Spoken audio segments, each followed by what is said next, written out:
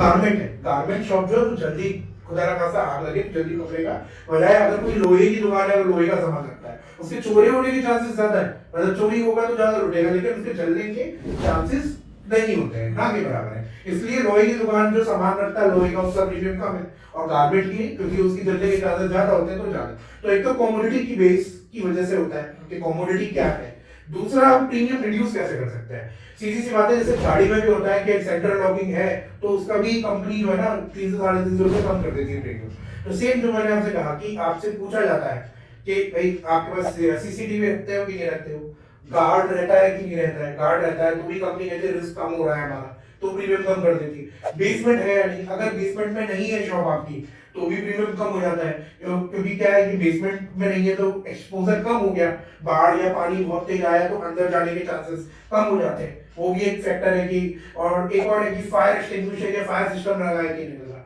क्योंकि कई लोग इसका तो कंपनी बाकायदा लिख के डिस्काउंट देती है, क्योंकि जैसे कई गारमेंट्स के शॉप है, सीधी सी बात है अगर कहीं छोटा मोटा शॉर्ट सर्किट या कुछ हो गया तो है, अगर आपके पोर्टेबल सिलेंडर है यू कैन आप बचा सकते हो, आपके चांसेस ज्यादा है बजाय उसकी कि आपको कुछ है ही नहीं। तो कंपनी आपसे ये पूछती है और फॉर्म पे मांगती है, अगर ये डिटेल है और आप रखते हो तो उससे भी प्रीमियम आपका कम हो जाता है। तो बेसिकली ये दो फैक्टर है।